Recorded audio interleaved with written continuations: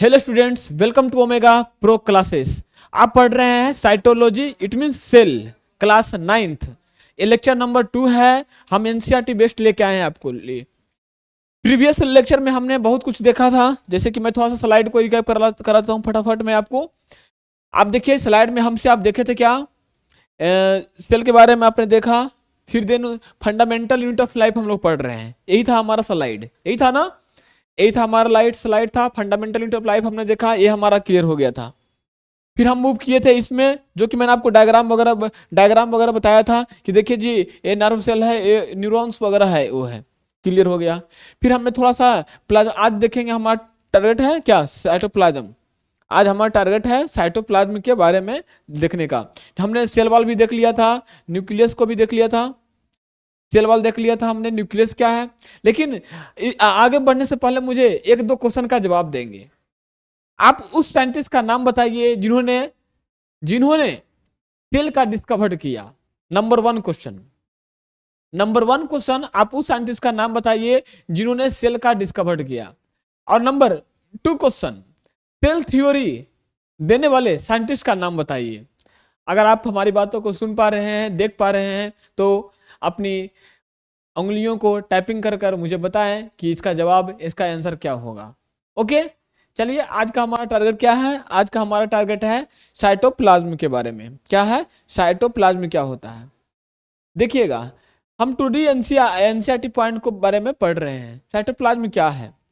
तो जैसा कि आप जान चुके हैं कि साइटोप्लाज्म क्या है, जेली लाइक सब्सटेंस है। क्या है साइटोप्लाज्म, एक ये क्या है, जेली लाइक फ्लूइड है। क्या है, एक जेली लाइक सब्सटेंस है साइटोप्लाज्म। क्या है, जेली लाइक, है ना। जेली लाइक, जेली लाइक कह सकते हैं फ्लूइड है, जो कि दिखता है कहाँ, सेल के अंदर दिखता है। ओके, कह रहा है क्या, मैं थोड़ा सा पढ़ लेता हूँ एनसीईआरटी को यहाँ पे। आज ये आपका चैप्टर फिनिश कर दूंगा, ये साइटोलॉजी का। When we look at the temporary amounts of onion peel, I will human cheek cell। आपने सेल को स्टडी करने के लिए ओनियन सेल को देखा था, और हम लोग ह्यूमन चिक सेल लेते हैं। क्यों लेते हैं, क्योंकि उसमें जो जितने भी तरह का सेल ऑर्गेनल्स वगैरह हैं, न्यूक्लियस हैं, साइटोप्लाज्म है, काफी विजुअली क्या होते हैं, दिखाई पड़वाते हैं। इसलिए हम लोग टिपिकल स्ट्रक्चर का स्टडी करते हैं। ओनियन का लेते हैं, ओनियन का रूट रूट टिप लेते हैं, और ह्यूमन का चिक सेल लेते हैं। Okay, this region takes up very little stain. It is called the cytoplasm। कहा कि we see large region of each cell included by the cell membrane। कहा गया है कि आपने जो देखा कि एक जो सेल है, इस तरह का जो सेल बना हुआ है, यहाँ पे आपने बीच में सेंटर में न्यूक्लियस को देखा, और ये जो स्ट्रक्चर देख पा रहे हैं, यही क्या था आपका, साइटोप्लाज्म था। वही क्या था आपका, साइटोप्लाज्म था। Cytoplasm is the fluid content inside the plasma membrane. बिल्कुल सही है, आप देख पा रहे हैं कि क्या पीएम है, ये आपका क्या है, न्यूक्लियस है। ये आपका न्यूक्लियस है और वो आपका प्लाज्मा मेम्ब्रेन है, और दोनों के बीच जेली लाइक फ्लूइड है, जिसको आप बोल रहे हैं क्या, साइटोप्लाज्म बोल रहे हैं। क्लियर है। It also contains many specialised cell organelle. बिल्कुल सही है, इसके पास जो है ना बहुत सारा क्या होते हैं, सेल ऑर्गेनल्स होते हैं। जैसे आप देखेंगे माइटोकॉन्ड्रिया देखेंगे, राइबोसोम देखेंगे, इंडोप्लाज्मिक रेटिकुलम देखेंगे, ये सब क्या मिलेंगे, उसके अंदर देखने को मिलेगी आपको। ओके, करा each of these organelles perform specific function for the cell. ये सबका अपना अपना क्या है, पर्सनल फंक्शन है, वर्क है, काम है। Okay, cell organelles are included by membrane. बिल्कुल सही, सेल ऑर्गेनल्स जो होते हैं अपना एक पर्सनल मेम्ब्रेन होते हैं। बायोलॉजी में याद रखिएगा। मैं थोड़ा सा आपको स्लाइड ऐड कर दूं क्या, नो, मैं इसी में बता देता हूं। मैं आपको इसी में बता देता हूं कि क्या क्या मेन इसमें है। ठीक है, कुछ कुछ चीजें बता देता हूं मैं आपको।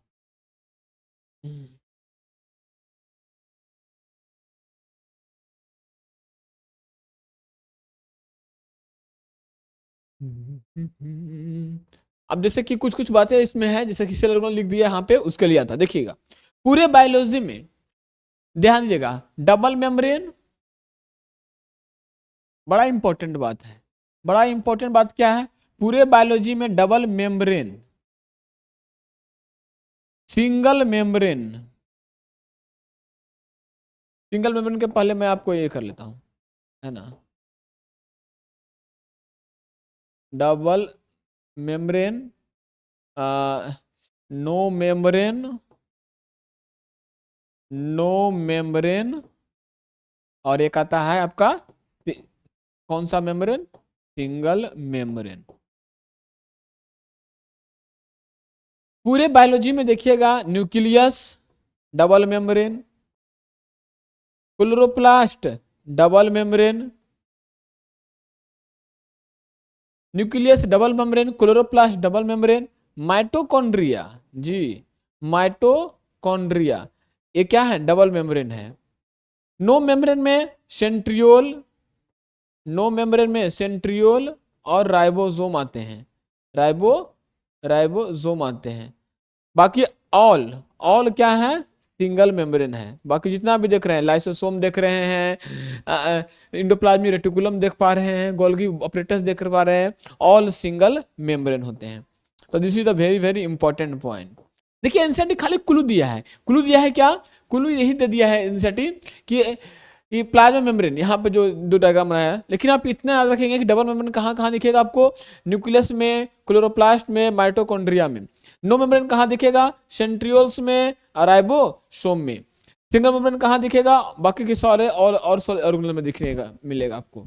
ओके, अब देखिए यही कह रहा था यहाँ, यही कहा जाता था, एनसीईआरटी यहाँ लिख रहा था साइटोप्लाज्म यहाँ। हम्म, हाँ वही कह रहा था कि cell cell organelles are enclosed by a membrane. जितने भी सेल ऑर्गेनल्स हैं वो क्या है? सेल मेम्ब्रेन से इनक्लोज्ड होते हैं। मैं बता दिया, ये लाइन को बता दिया मैं आपको। अब देखिए आगे की मैं लाइन को आपको बताता हूँ। फिर आगे एनसीईआरटी क्या कर रहा है? फिर हमने देखा था कि प्रोकैरियोटिक सेल, प्रोकैरियोटिक सेल में क्या होता है? न्यूक्लियस विदाउट न्यूक्लियर मेम्ब्रेन, जिसको आप क्या कर रहे थे? न्यूक्लियोइड कर रहे थे, है ना? जैसे कि आपने मोनेरा देखा, बैक्टीरिया जिसको बोलते हैं आप, उसमें क्या था? सारे सारे प्रोकैरियोटिक थे और उसमें न्यूक्लियोइड था, न्यूक्लियस विदाउट न्यूक्लियर मेम्ब्रेन था। अब आइए इसमें करा क्या है? In prokaryotes besides the absence of defined nuclear region the membrane bound cell organs are also absent. बिल्कुल सही है, अभी बताया। On the other hand, the eukaryotic cells have nuclear membrane as well as membrane enclosed organelle. eukaryotic cell रहेंगे तो nuclear membrane भी होंगे और सेल ऑर्गेनल्स भी रहेंगे। बिल्कुल सही है। Significance of membrane can be illustrated with the example of, जैसे वायरसेस हो गया, viruses like any membrane, virus के पास किसी प्रकार का कोई मेम्ब्रेन नहीं होता है। Not so characteristics of life until they enter the living body and use the machinery to multiply. वो तब तक किसी बॉडी में जब तक नहीं जाते हैं तब तक अपनी अपनी नंबर को मल्टीप्लाई नहीं करते हैं। कौन? वायरस के बारे में। ठीक है, तो ये रहा हमारा इस स्लाइड में था, इतनी इतनी बातें थी। अब मैं अब मूव करता हूं नेक्स्ट स्लाइड पे। नेक्स्ट स्लाइड पे हमारा जो यहाँ पे दिखता है एनसीईआरटी में, एक क्वेश्चन है थोड़ा सा। क्वेश्चन क्या है यहाँ पे कि fill in the gap in the following table stating difference between prokaryotic and eukaryotic cell. करा साइज, देखिए साइज जनरली क्या होते हैं? 1 से 10 माइक्रोमीटर। 1 माइक्रोमीटर बराबर कितना होता है? 10 के पावर माइनस 6 मीटर होता है। और यूकैरियोटिक सेल का साइज होता है 10 के पावर 5 से 10 100 माइक्रोमीटर होता है ना? ये न्यूक्लियर रीजन, एक मिनट में यहाँ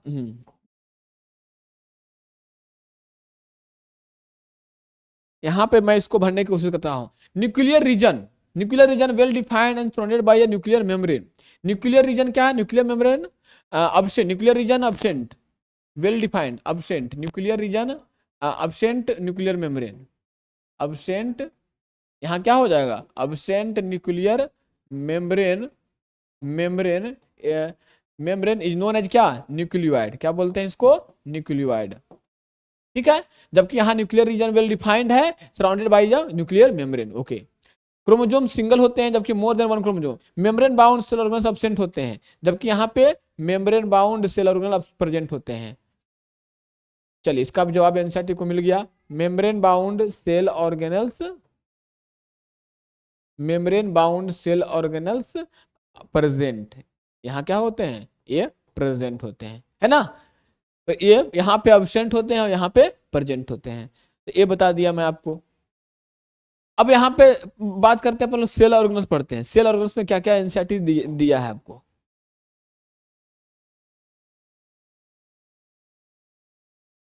देखिए सेल ऑर्गेनल्स में आपको जो एनसीईआरटी पढ़ाई है वो क्या पढ़ाई है, मैं यहाँ दिख रहा हूँ। सेल ऑर्गेनल्स कहता है every cell has membrane around the every cell membrane around to keep own content separate from the external environment. बिल्कुल सही है। जितने भी सेल ऑर्गेनल्स सेल मेम्ब्रेन देख रहे हैं अपना एक मेम्ब्रेन से घिरे रहते हैं ताकि वो प्रोटेक्शन का काम करता है क्या, इन्वायरमेंट से। large and complex cells including cells from multicellular organism need to lot of chemical activity to support their complicated structure and function। बिल्कुल सही है। जितने भी मल्टीसेलुलर ऑर्गेनिज्म हो, इवन यूनिसेलुलर भी हो, उसके अंदर भी क्या होते हैं, बहुत सारे केमिकल एक्टिविटी होते हैं और उनका एक अपना एक स्ट्रक्चर होता है। To keep these activity of different kinds separate from each other, these cells use membrane bound little structure, जिसको आप क्या बोलते हैं, organelle within themselves। This is one of the feature of the eukaryotic cell that distinguish them from prokaryotic cells। आप यही structure के कारण आप क्या करते हैं, यूकैरियोटिक सेल और प्रोकैरियोटिक सेल में आप क्या करते हैं, डिस्टिंग्विश कर पाते हैं। Some of these organelles are visible only with the electron microscope। कुछ ऑर्गेनल्स जो होते हैं सिर्फ और सिर्फ इलेक्ट्रॉन माइक्रोस्कोपी से क्या होते हैं, विजिबल होते हैं, दिखाई पड़ते हैं आपको। Okay, we have talk about the nucleus. अभी हम लोग न्यूक्लियस के बारे में करेंगे। इन प्रीवियस सेक्शन में देखा हमने some important example of cell organelles which we will discuss now. हम लोग कुछ देखेंगे, क्या क्या देखेंगे, एंडोप्लाज्मिक रेटिकुलम देखेंगे, गोल्गी अपरेटस देखेंगे, लाइसोसोम देखेंगे, माइटोकॉन्ड्रिया देखेंगे और प्लास्टिड देखेंगे। ये सब क्या है, सेल ऑर्गेनल्स है। कौन कौन है हम लोग देखेंगे, हम लोग पढ़ेंगे endoplasmic reticulum, Golgi apparatus, lysosome, mitochondria और प्लास्टिड पढ़ेंगे। They are become important because they carry out some important information, नहीं carry out some very crucial function in cell। बिल्कुल सही। अभी हम लोग देखते हैं, ये रह गया यहाँ पे ए,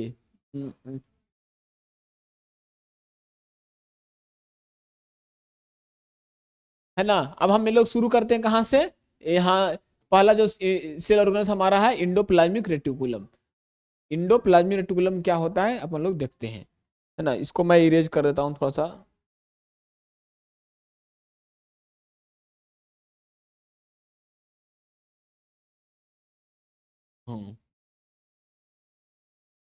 शॉर्ट में क्या बोलते हैं हम लोग, ई.आर मतलब endoplasmic reticulum. Endoplasmic reticulum is a large network of membrane bound tubes and seats looks like a long tubules around या और oblong bags vesicles। The endoplasmic reticulum, देखिए समझिए इसको, एनसीईआरटी कुछ नहीं लिखा है, ये क्या लिखा है ना, जैसे कि आप ये कह रहा है क्या, जैसे कि ये आपका न्यूक्लियस है, this is your nucleus. Okay, nucleus तो अंदर न्यूक्लियर मेम्ब्रेन होगा, बाहर न्यूक्लियर मेम्ब्रेन होगा, न्यूक्लियर प्लाज्म होगा। तो इससे जो आप इरेगुलर स्ट्रक्चर आप देख पा रहे हैं, इससे क्या है, इस तरह का बना हुआ रहेगा, वही कह रहा है। Endoplasmic reticulum membrane similar in structure of the plasma membrane की तरह आपको दिखेगा। Okay, there are two types of rough endoplasmic reticulum और स्मूथ एंडोप्लाज्मिक रेटिकुलम। देखिए, अरे सीधी सी बात, जिसके सरफेस पे राइबोसोम होगा, जिसके सरफेस पे राइबोसोम होगा वो हो जाएगा रफ एंडोप्लाज्मिक रेटिकुलम, और जिसके सरफेस पे राइबोसोम नहीं होगा वो क्या हो जाएगा, स्मूथ एंडोप्लाज्मिक रेटिकुलम। हिंदी में बोलते हैं खुरदरी अंतःप्रदवीय जालिका, और एक बोलते हैं चिकनी अंतःप्रदवीय जालिका बोलते हैं, है ना, RER और SCR। ओके, तो RER लुक्स लाइक रफ क्यों, because presence of outer surface of ribosome. Ribosome उसके सरफेस के रहने की वजह से क्या होता है, हम लोग पढ़ते हैं, उसको बोलते हैं रफ एंडोप्लाज्मिक रेटिकुलम। बिकॉज है पार्टिकल्स कॉल्ड राइबोसोम, आ गया ना, अटैच टू दिस सरफेस, क्योंकि वहां उसके सरफेस पे क्या है, राइबोसोम अटैच है, इसलिए क्या बोलते हैं हम लोग, रफ एंडोप्लाज्मिक रेटिकुलम बोलते हैं। The ribosomes which are present in all active cells are the site of protein manufacture। बिल्कुल सही है। राइबोसोम क्या करता है, फैक्ट्री ऑफ क्या, प्रोटीन बनाने का काम करता है। सब प्रोटीन बनाने का काम करता है, तो बाहर से प्रोटीन क्यों लेते हैं, क्योंकि वो इतनी अमाउंट में नहीं प्रोड्यूस करती है जिससे हमारा काम चल सके, इसलिए हमारे बॉडी को ज्यादा अमाउंट में प्रोटीन की जरूरत पड़ती है, इसलिए हम अपने डाइट में, अपने फूड में प्रोटीन को शामिल करते हैं। चलिए, The manufactured proteins are then sent to various places in the cell depending on need। अब वहां से बनेगा प्रोटीन तो सारे सेल डिपेंड रहेंगे, वहां पे पहुंचाएगा। The SCR helps in the manufacture of fat molecules बिल्कुल सही है। और फैट मॉलिक्यूल्स को भी हेल्प करेंगे, लिपिड्स बनाएंगे। ध्यान दीजिए, एसीआर क्या करेंगे, फैट मॉलिक्यूल को लिपिड्स बनाने में हेल्प करेंगे, और साथ साथ में सेक्स हार्मोन्स को भी रिलीज करने में हेल्प करेंगे। कौन, smooth endoplasmic reticulum. Okay, some of these proteins and lipid help in the building the cell membrane, बिल्कुल सही है, सेल मेम्ब्रेन को बनाने में हेल्प करेंगे वो।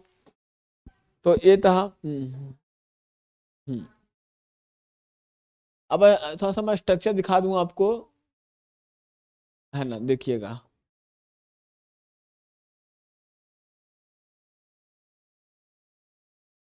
तो इसको थोड़ा सा मैं रफ कर देता हूँ।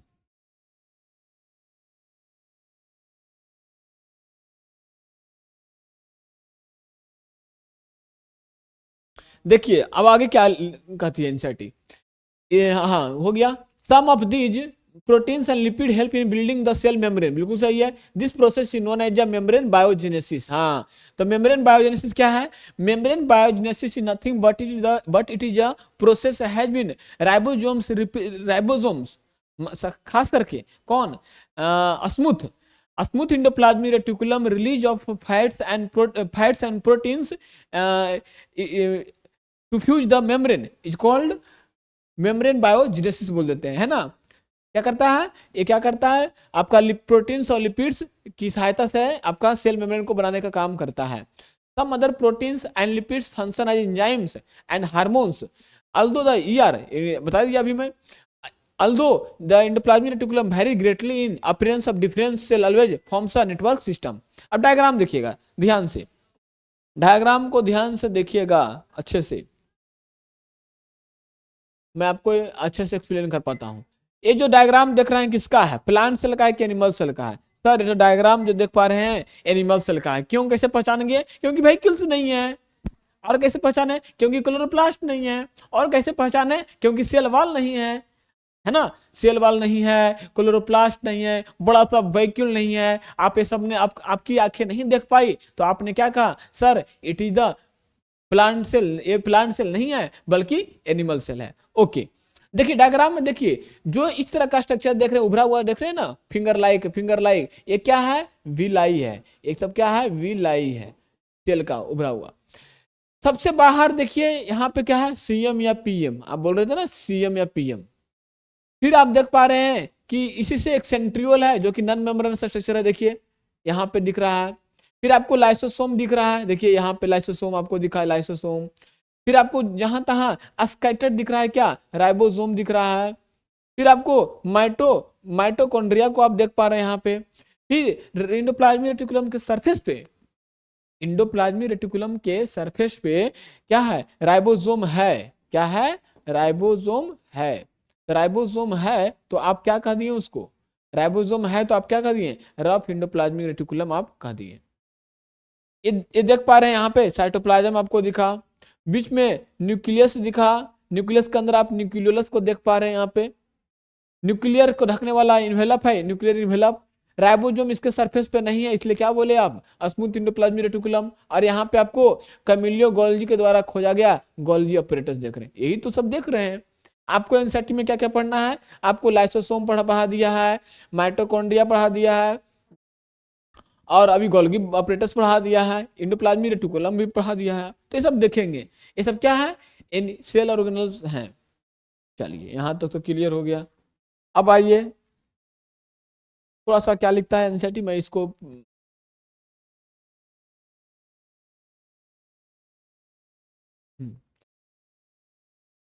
देखिए, the function of the ER is serves as the channel for the transport of material specially protein between various region of the cytoplasm, between the cytoplasm and the nucleus.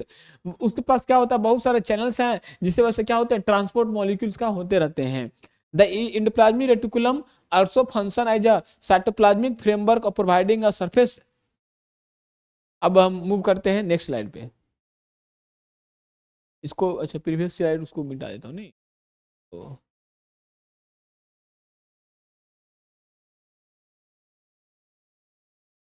अब यहाँ पे क्या कहता है देखिए, for some of biochemical activities, नहीं कुछ bio activities in the liver cells of the group of animals called vertebrates, smooth endoplasmic reticulum plays a crucial role in detoxifying many poison and drugs. देखिएगा, जब आपके body जो है, आपकी sales जो है कुछ टॉक्सिक मटेरियल या कोई ड्रग्स को इन्गल्फ कर लेती है, तो वहां पे स्मूथ एंडोप्लाज्मिक रेटिकुलम का बड़ा ही इंपॉर्टेंट रोल होता है।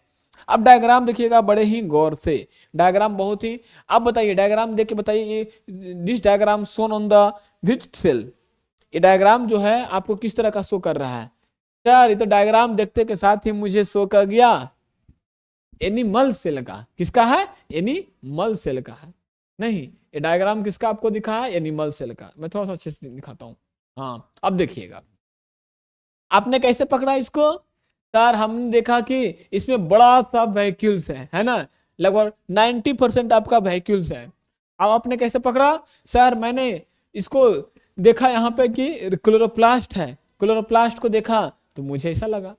फिर आपने कैसे पकड़ा? सर इसमें हमने देखा कि सेल वाल है, तो आपको सेल वाल दिखा, आपको क्लोरोप्लास्ट दिखा, आपको व्हीक्यूल्स दिखा, ये सब स्ट्रक्चर दिखा, तो आपने क्या कहा कि this structure shown on the animal cell, नहीं बल्कि प्लांट सेल। क्यों? क्योंकि यहाँ पे क्या है? सेल वाल है, यहाँ पे क्लोरोप्लास्ट है। अब मैं इस डायग्राम को थोड़ा सा ओके, तो देखिए मैं इस डायग्राम को थोड़ा सा क्या करता हूँ, इलाबोरेट कर देता हूँ। सबसे पहले बाहर देखिए क्या है? सेल वाल है, नंबर 1। मैं नंबरिंग कर देता हूँ। नंबर 1 में देख पा रहे हैं सबसे बाहर की ओर क्या है? सेल वाल है। ओके, सेल वाल के जस्ट पतली एक देखेंगे मेम्ब्रेन, वो क्या है? प्लाज्मा मेम्ब्रेन है। वो क्या है? प्लाज्मा मेम्ब्रेन आएगा। चलिए मैं इसको 2 कह दिया, चलिए 2 नंबर, नंबरिंग याद रखिएगा। प्लाज्मा मेम्ब्रेन के अंदर घुसे हम लोग, अंदर देखे तो हमको क्या देखा? साइटोप्लाज्म दिखा। चलिए मैं इसको भी कर दिया नंबर 3। साइटोप्लाज्म में हमको बहुत कुछ बड़ा सा न्यूक्लियस दिखा हमको, नंबर 4 कर दिया। न्यूक्लियस से अटैच हमको endoplasmic reticulum, rough endoplasmic reticulum दिख गया, तो इसको हमने रफ को 5 नंबर का दिया, स्मूथ को 6 नंबर का दिया। चलिए 5 6 हो गया, ठीक है। फिर हमने देखा कि सर उसमें लाइसोसोम भी दिखा, 7 नंबर हो गया। सर हमको माइटोकॉन्ड्रिया भी दिखा, चलिए मैं माइटोकॉन्ड्रिया को 8 का दिया। सर राइबोसोम भी दिखा हमको, 9 का दिया। सर हमको क्लोरोप्लास्ट भी दिखा, हमने 10 का दिया, है ना। सर हमको गोल्गी ऑपरेटस वगैरह भी दिखा, तो मैंने इसको 11 का दिया। सर क्लोरोप्लास्ट दिखा, 12 का दिया। सोचिए, तो आप देख पा रहे हैं कि जो जो हमको सेल ऑर्गेनल दिखा, मैंने यहाँ पे उसको दिखा बता दिया आपको मैं। ये बड़ा सा क्या है? वैक्यूल्स है। ये क्या है? वैक्यूल्स है। एनसीईआरटी में तो वैक्यूल्स को दिखाना भूल गया क्या? देखिए इतना बड़ा स्ट्रक्चर दिखा ही नहीं उसको, नहीं सारा कुछ दिखा दिया एनसीईआरटी, अब ये डायग्राम ही नहीं दिखाया। वाह रे वाह, महान आत्मा, महान लोग हैं। मतलब क्या कि एनसीईआरटी सारा कुछ दिखा दिया, लेकिन वैक्यूल्स को उन्होंने दिखाना भूल गया, दिखाया ही नहीं वैक्यूल्स को उन्होंने। तो मैं यहाँ दिखा दिया वैक्यूल्स। देखिए बड़ा सा, देखिए बड़ा सा स्ट्रक्चर, ये क्या है? ये बड़ा सा स्ट्रक्चर क्या है? वैक्यूल्स है। अब वैक्यूल्स के मेम्ब्रेन को हम लोग क्या बोलते हैं? टोनोप्लास्ट। क्या बोलते हैं? टोनोप्लास्ट। अच्छा, सिंगल होगा कि डबल होगा? बताइए, अगर यहां तक पहुंच पा रहे हैं तो टाइपिंग जरा कर दीजिए यार, है ना। कि सिंगल है तो क्या हो कि सिंगल, ओ तुमने तो बता ही दिया यार। चलो मैंने बता दिया कि व्हीकल्स के मेम्ब्रेन को टोनोप्लास्ट बोलते हैं, और एक सिंगल मेम्ब्रेन होता है। क्योंकि अभी हमने बताया था ना अभी जस्ट क्या कि पूरे सेल में 3 जगह आपको डबल मेम्ब्रेन दिखा, माइटोकॉन्ड्रिया, क्लोरोप्लास्ट, न्यूक्लियस। फिर 2 जगह नॉन मेम्ब्रेन दिखा, राइबोसोम और सेंट्रियोल। फिर मैंने बताया क्या कि बाकी जितने भी हो, चाहे आप गोल्गी बॉडी लें, एंडोप्लाज्मिक रेटिकुलम लो, लाइसोसोम लें, वैक्यूल्स लें, सारे सारे आपको क्या दिखा? क्या दिखा आपको भाई? सिंगल मेम्ब्रेन दिखा यार। क्या दिखा? सिंगल मेम्ब्रेन दिखा आपको। ओके, तो आपने ये सब सारा कुछ देख लिया। अब चलिए एक एक करके बात करते हैं। ये तो भाई लेवलिंग की कहानी हो गई, एनसीईआरटी। अब पढ़ते हैं गोल्गी अपरेटस के बारे में। गोल्गी अपरेटस पढ़ने से पहले हम लोग इसको थोड़ा सा, ये लेवलिंग गंदा हो गया हमारा स्क्रीन, हमारा स्क्रीन गंदा हो गया।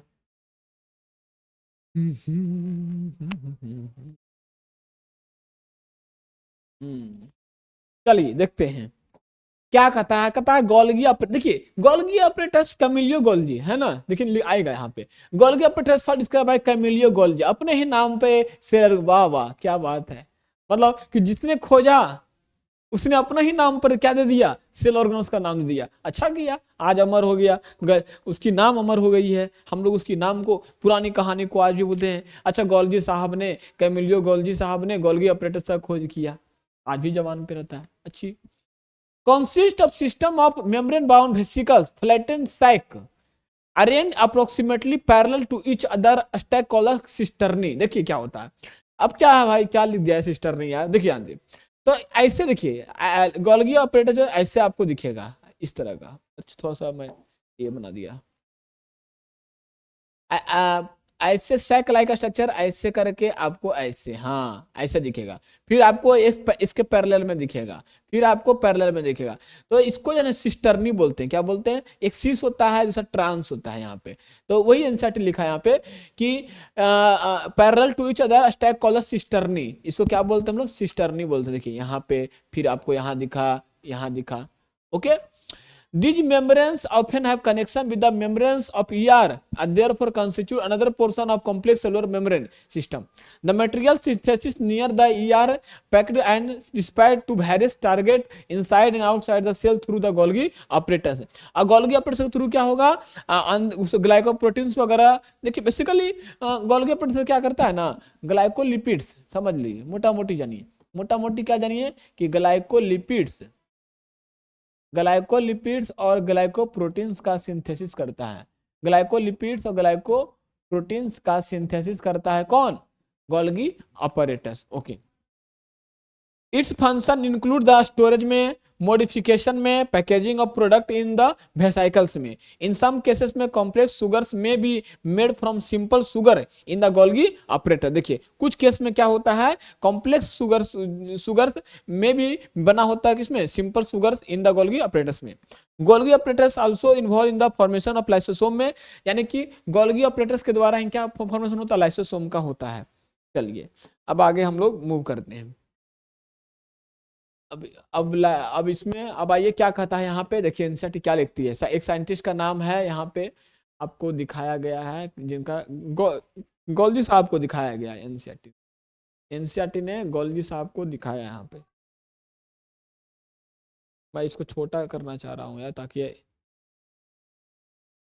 ताकि मैं इस स्लाइड में आ सके। चलिए ठीक है, इतना पे आ जाएगा। मैं इस स्लाइड को थोड़ा सा रफ कर देता हूँ।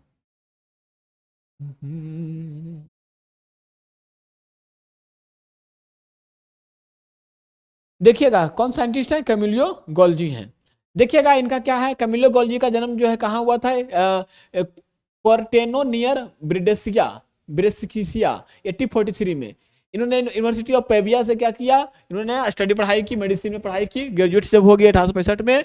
देन उसके बाद क्या हुआ, इनको हॉस्पिटल में क्या हुआ, जॉब इनको काम किया, कौन हॉस्पिटल है, San Matteo. At that time most of this investigation were concern with the nervous system, इन्होंने न्यूरॉन सिस्टम पे काम किया। 1822 में इन्होंने चीफ मेडिकल हॉस्पिटल के रूप में इन्होंने बीमारी को कॉर्निकली सिक एंड एबिटे हॉस्पिटल में काम किया। First started this investigation into the nervous system in a little kitchen of this hospital, मतलब कि थोड़ा सा हॉस्पिटल में छोटा सा किचन जैसा उन्होंने वहाँ पे जान स्टडी करना शुरू किया। विच है कन्वर्टेड इनटू लेबोरेटरी, उन्होंने बाद में लेबोरेटरी में कन्वर्ट कर दिया। However the work greatest importance which Golgi carried out was the revolutionary method of the staining individual nerve and cell structure. इन्होंने क्या किया, स्टेन कर करके न्यूक्लियस को स्टेन करके और नर्व को करके देखा। This method refer to the black reaction. This method with the big solution silver nitrate का इस्तेमाल किया, AgNO3 का इस्तेमाल किया इन्होंने, सिल्वर नाइट्रेट का, जो कि बाद में इन्होंने क्या किया, all through his life he continue to work on this lines modifying and improving the technique.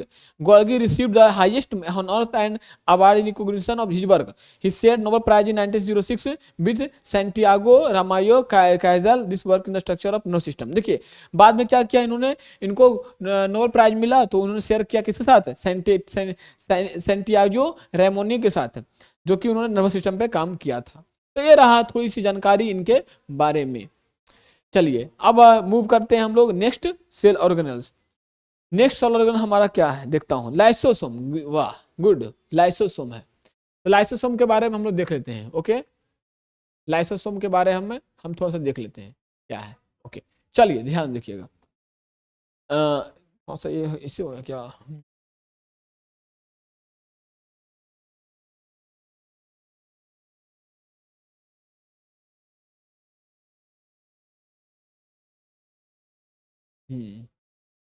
चलिए लाइसोसोम। लाइसोसोम सबसे पता है आपको कि लाइसोसोम क्या होगा। Structure lysosome are membrane bound sac filled with digestive enzyme. क्या होगा लाइसोसोम के अंदर? डाइजेस्टिव एंजाइम होगा, है ना। लाइपेज प्रोटीएज वगैरह सब होगा, हाइड्रोलेजेज देखेगा। These enzymes are made by the RER। Enzyme कैसे बनते हैं? रफ एंडोप्लाज्मिक रेटिकुलम से। Lysosome are a kind of waste disposal system of the cell. These help to keep the cell clean by digesting any foreign material as well as the worn out cell organelle. Foreign material entering the cell such as bacteria, food as well as the cold organelles end up the lysosome, which breaks complex substance into simpler substance। lysosome क्या करते हैं? complex substance को simple substance तोड़ने का काम भी करते हैं। Lysosomes are able to do this because they contain powerful digestive enzyme capable of breaking down all organic material। देखिए ऐसा ऐसा क्यों तोड़ पाते हैं? क्योंकि इसके पास काफी स्ट्रॉन्ग क्या होते हैं? डाइजेस्टिव एंजाइम होते हैं, ऑर्गेनिक डाइजेस्टिव एंजाइम होते हैं। देखिए लिखा हुआ है ना, ऑर्गेनिक मटेरियल होते हैं। During this distribution in cellular metabolism, for example when the cell, देखिए इसी को बोलते हैं हम लोग क्या? सुसाइडल बैग कहते हैं। क्या बोलते हैं? Suicidal bag of cell. Suicidal bag of cell, bag of cell. आत्महत्या की थैली बोलते हैं किसको? लाइसोसोम को बोलते हैं। ओके तो इसको याद रखिएगा, सुसाइडल बैग ऑफ सेल किसको बोलते हैं? लाइसोसोम को बोलते हैं। अब हम मूव करते हैं नेक्स्ट स्लाइड पे। चलिए नेक्स्ट स्लाइड हमारा क्या, हाँ फिर उसी में बोला क्या है? Lysosome damaged lysosome may burst and the enzyme digest their own cell, therefore lysosome are also known as the suicide bag of cell। आया ना, इसको आत्महत्या की थैली भी बोलते हैं क्योंकि वो खुद ब खुद एंजाइम से खुद ब खुद अपने वाल को बरस्ट कर लेती है और सारा सेल ऑर्गन को डिस्ट्रॉय कर देती है। अब वो सेल ऑर्गन मर जाता है, इसलिए क्या बोलते हैं? सुसाइडल बैग ऑफ सेल बोलते हैं। ओके चलिए अब हमारा टारगेट क्या है? Mitochondria.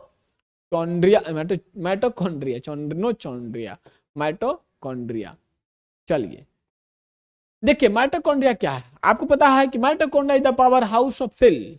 Mitochondria is the power house of the cell. नहीं, बचपन से पढ़ते आ रहे हैं। क्या पढ़ते आ रहे हैं कि माइटोकॉन्ड्रिया को क्या बोलते हैं? Power house of the cell. Why mitochondria is the power house of the cell? Because generate the ATP, adenosine triphosphate, in the form of energy. so mitochondria is called powerhouse of the cell। Mitochondria have two membranes और covering. अभी बताया ना, mitochondria के पास क्या होगा? Double membrane covering होती है ना माइटोकॉन्ड्रिया के पास।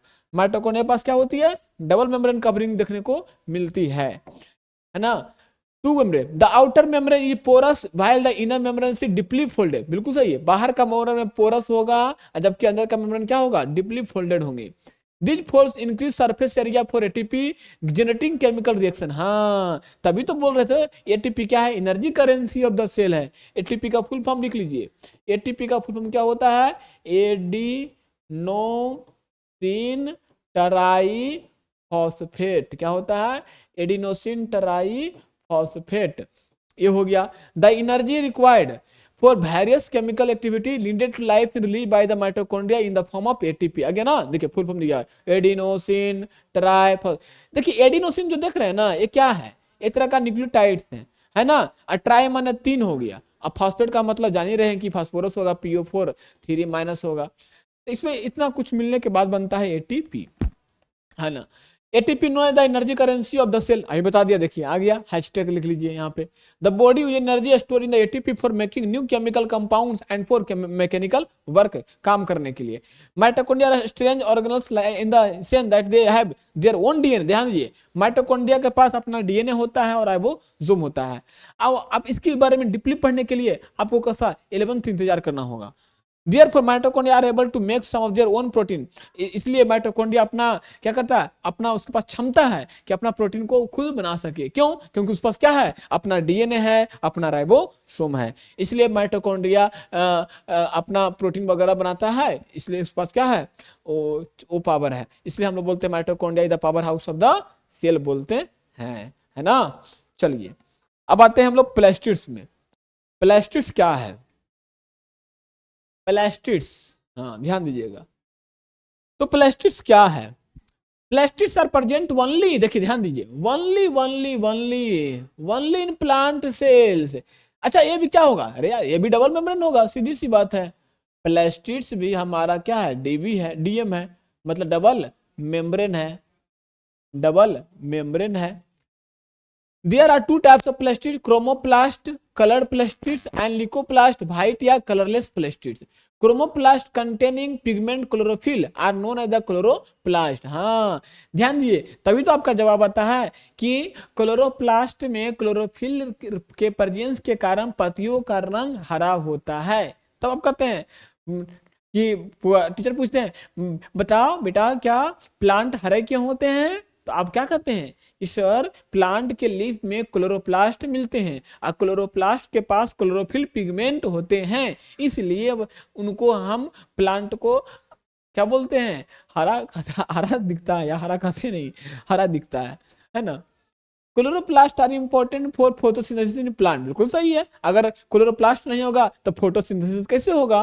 Chloroplast also contain various yellow orange pigment in addition to chlorophyll. Leucoplast are primarily organise in the which material such starch, वो स्टार्च हो गया, ऑयल्स हो गया, प्रोटीन ग्रेनुअल्स हो गया स्टोर। देखिए बहुत सारा क्लोरोप्लास्ट, बहुत सारा क्रोमोप्लास्ट, क्लोरोप्लास्ट, एमाइलोप्लास्ट, इलाइयोप्लास्ट, एलिरोप्लास्ट, इलाइयोप्लास्ट ऑयल के लिए, एलिरोप्लास्ट देखेंगे प्रोटीन्स के लिए, एमाइलोप्लास्ट कार्बोहाइड्रेट स्टार्च के लिए देखेंगे, तो सबके लिए आपको दिखता है आपको, है ना।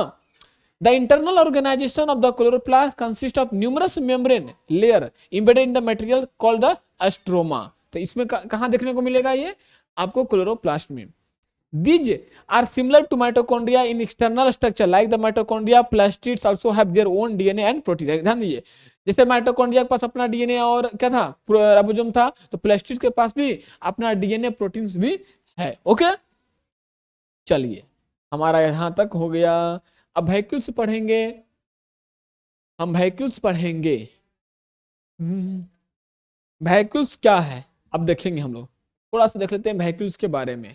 वैक्यूल्स क्या है, क्या है वैक्यूल्स, क्या है, क्या है वैक्यूल, क्या है कि इतना, हाँ चलिए वैक्यूल्स देखते हैं थोड़ा सा। देखिए वैक्यूल सिंगल या double membrane, why vacuole single membrane यार अभी बताया। देखिए करा वैक्यूल्स क्या होते हैं, एसएम होते हैं, एसएम का मतलब single membrane.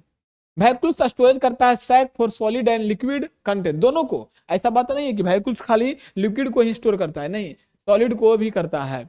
Vacuoles are small size in animal cell while plant cell have very large vacuole, है ना। अगर एनिमल सेल में वैक्यूल्स दिखेगा भी तो लेस डेवलप रहेगा, वेरी स्मॉल, लेकिन प्लांट सेल में तो उसका 90% तो वैक्यूल्स ही होता है ना प्लांट सेल में।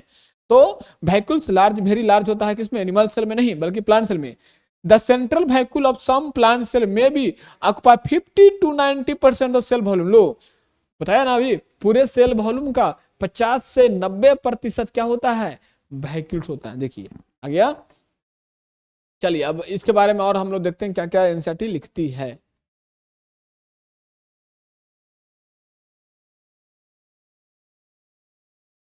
अब देखिए क्या क्या लिखती है यहाँ।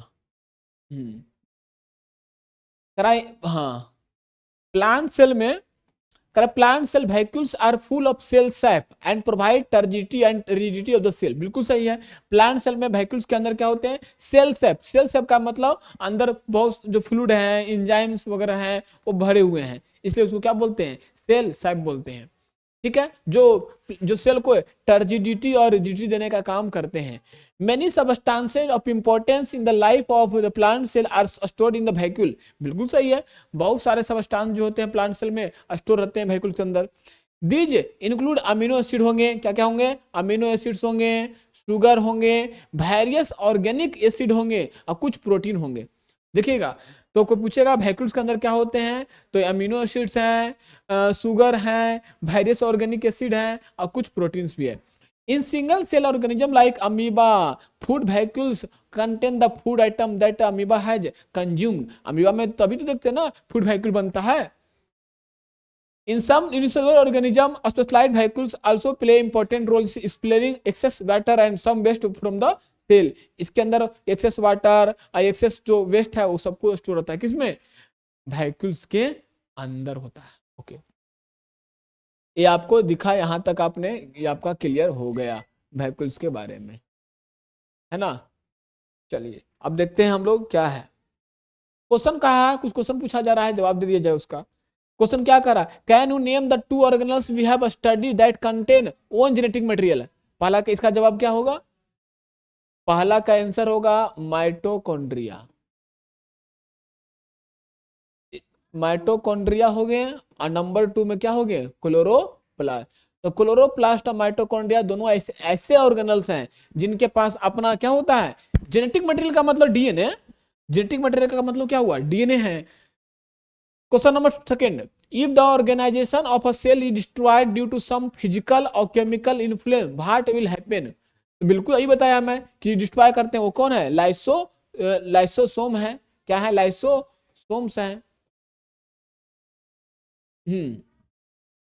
Why are lysosome known as the suicidal bag? Because there has been क्या, मेटाबॉलिक रिएक्शन। अंदर मेटाबॉलिक रिएक्शन होता है जिसकी वजह से क्या होता है, उनके वाल अब्रप्ट हो जाते हैं। Where are protein synthesized inside the cell? Protein कहाँ होता है, सेल के अंदर प्रोटीन का सिंथेसिस कौन करता है, कहाँ पे होता है, in where are protein synthesised inside the cell.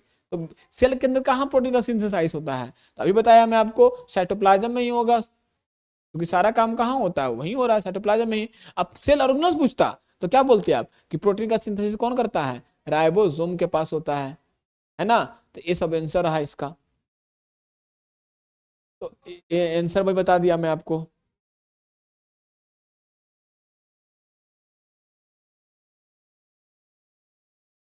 है ना, तो हमने आंसर ही बता दिया आपको। चलिए, करा के each cell thus acquire its structure and ability to function because the organisation its membrane and organelles in specific way. बिल्कुल सही है, जितने भी तरह का सेल हैं उनका एक स्पेशल क्या है, स्ट्रक्चर होता है, उनकी एक स्पेशल फंक्शन होता है। क्योंकि वो तभी तो हम लोग उनको सेल ऑर्गेनल्स बोलते हैं, क्योंकि उनका एक स्पेशल स्ट्रक्चर होता है और स्पेशल फंक्शन होता है। The cell thus has a basic structural organization. This helps the cell to perform function like the respiration में, obtaining nutrition के लिए, clearing of waste material के लिए, forming new protein के लिए। देखिए तो सारा काम ही कर रहा है यार। आप देख पा रहे हैं ना कि रिस्पायरेशन करने के लिए, फूड को न्यूट्रिशन लेने के लिए, वेस्टेज को निकालने के लिए और नया प्रोटीन को बनाने के लिए। Thus, cell are the fundamental structural unit of living organism. It is also the basic functional unit of life. इतना होने के बावजूद तब हम लोग कहते हैं क्या, कि cell is the structural and functional unit of our life. इतना आसान नहीं है, आप जितना आसान से आप बोलते हैं कि सेल इज द फंडामेंटल या structural unit of structural and functional unit of our life. अब आइए, क्या है सेल डिवीजन, क्या है सेल डिवीजन, क्या होते हैं। तो सेल डिवीजन में क्या है, थोड़ा सा देखिए। सेल डिवीजन जैसा कि नाम से पता चल रहा है, सेल मने क्या, सेल मने सेल, कोशिका, और डिवीजन का मतलब डिवाइड होना। डिवीजन का मतलब क्या होना, डिवाइड होना, है ना। New cells are form in organism in order to grow, replace old dead and injured cell and to form gametes required for reproduction. देखिए ध्यान दीजिए, जैसे कि सपोज दैट मानिए ये आपका सेल्स है, this is your cells, this is your cells. Cells क्या हुआ, सेल्स ग्रो किया, ये क्या हुआ, ग्रो किया। सेल में क्या हुआ, ग्रोथ हुआ। सेल ग्रोथ करने के बाद ये डिवाइड हो गए, ये क्या हो गए, डिवाइड हो गए। बेसिकली देखिएगा, एक सेल क्या हुआ, ग्रो किया, ग्रो करने के बाद डिवाइड हुआ, तो इस तरह का उसमें लगातार डिवीजन हो रहा है, गैमेट बनेगा, रिप्रोडक्शन होगा, तो एक नया सेल बन जाएगा। तो बेसिकली कहने का मतलब ये जो नया सेल बना है पुराने वाले सेल से तो बने हैं, तभी तो हम लोग बोलते हैं कि है क्या, all cells arrive from pre existing cell. जो जितने भी सेल हैं वो पुराने सेल से, पहले वाले सेल से ही आए हुए हैं। The process by which new cell are made called cell division. बिल्कुल सही है। इस प्रोसेस को मतलब एक सेल से न्यू सेल मतलब जिसको आप डॉटर सेल से बोल रहे हैं, क्या बोल रहे हैं, डॉटर सेल। एक न्यू सेल से डॉटर सेल के बनने में जो समय लगता है, जो चक्र घटना घटा, उसको सेल साइकिल बोलते हैं हम लोग, है ना। There are two main types of cell division, mitosis and meiosis. आ गया ना। माइटोसिस मतलब इक्वेशनल डिवीजन, क्या होता है, इक्वेशनल डिवीजन। अब मेयोसिस का मतलब होता है रिडक्शनल डिवीजन, आधा हो जाएगा कौन, chromosome. The process cell division by which most of the cell divide the growth is called mitosis. In this process is cell called mother cell. तो ये कुछ रहा आपका इसके बारे में, सेल डिवीजन के बारे में। अब हम लोग देखते हैं कि एनसीईआरटी क्या कहती है ना, एनसीईआरटी क्या कहती है। नेक्स्ट पेज पे आते हैं। नेक्स्ट पेज पे देखिएगा, नेक्स्ट पेज पे तो हमारा डायग्राम बनाया हुआ है एनसीईआरटी का, है ना। ये लास्ट स्लाइड है। इसमें देखिएगा क्या, इसमें डायग्राम में क्या एनसीईआरटी कहती है, आप देखिएगा ध्यान से देखिएगा। ये आपका क्या है, ये सेल्स है, ये सेल्स है, और इसके अंदर क्या है, ये आपके क्रोमोसोम है। ये सब क्या है, ये सब देख पा रहे हैं, क्रोमोसोम है, क्रोमोसोम है। देखिए अगर इसका नंबर 46 है, ध्यान दीजिएगा, माइटोसिस में बड़ा इंपॉर्टेंट है, लास्ट है यार। मैं समझ रहा कि समय हो गया है, ठीक है, मैं समझ रहा हूं कि आपका समय हो गया है, खैर डोंट वरी, कोई बात नहीं है। तो आप देखिए जैसा कि इसके पास 46 क्रोमोसोम है, तो ये डिवाइड किया, डिवाइड करने के बाद इसके पास भी क्या आएगा, 46 आएगा, इसके पास भी क्या आएगा, 46 आएगा। तभी तो बोलेंगे कि देखिए क्रोमोसोम का नंबर फिक्स हुआ, देखिए 46 आ गया, इसका मतलब क्या हुआ, इक्वेशनल डिवीजन हुआ। कह रहा है क्या, to form identical daughter cell, the daughter cell have the same number of chromosome as mother cell, it helps in the growth and repair of tissue in organism. आ गया ना, कि मतलब जितने मदर सेल में क्रोमोसोम थे उतना ही daughter cell में आ गए। अरे डॉटर सेल का ऐसा मत कि सर सन को नहीं बोल रहे हैं, इसलिए डॉटर सेल यहाँ उसे बनने वाले ऑफस्प्रिंग को बोला जा रहा है। तो यहाँ भी क्रोमोसोम नंबर 46, यहाँ भी chromosome number 46। Okay. Specific cells of reproductive organ tissue in animals and plant divide to form gametes, which after fertilization give rise to offspring. They divide by different process called meiosis, which involve the two consecutive division. अब देखिए यहाँ से, यहाँ क्या था, यहाँ ये भी क्या था, सेल्स हैं, इसमें डिवीजन हुआ। अगर इसमें देखा जाए तो क्या हुआ, अगर इसमें 46 क्रोमोसोम था तो डिवाइड होने के बाद कितना बचा, 23 और 23। अब इसमें भी डिवीजन हुआ, देखिए अब ये इधर हुआ, अब ये सर इसमें कितना क्रोमोसोम होगा, तो इसमें भी क्या हो जाएगा, समय क्रोमोसोम का नंबर हाफ हो जाएगा, इसमें सब हो जाएगा।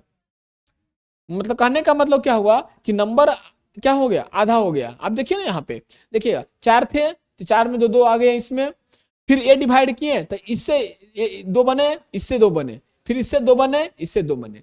मतलब करने का मतलब क्रोमोसोम नंबर हाफ हो गया, आई क्रोमोसोम नंबर चेंज नहीं हुआ।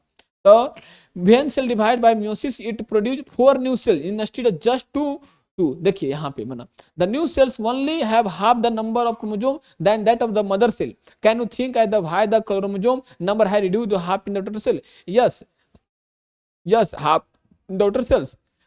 why the chromosome number reduced half in daughter cell? due to meiosis। क्या हुआ, due to meiosis के कारण क्रोमोसोम नंबर यहाँ पे ये हुआ।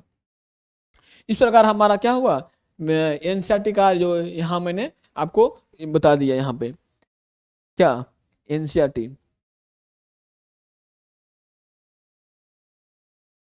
मैंने यहाँ आपको एनसीईआरटी हमारा ये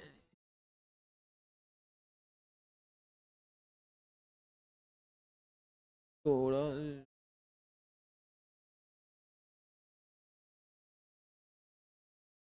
इस प्रकार हमारा यहाँ पे क्या हुआ, एनसीईआरटी हमारा अच्छे से देख लिया, है ना। तो हमने पूरा आपको बता दिया कैसे कैसे क्या होता है। चैप्टर अच्छे से कर लीजिएगा, एनसीईआरटी आपके पास है, आप रीड कर लेंगे। इस प्रकार हमारा चैप्टर डन हो गया। आप इसको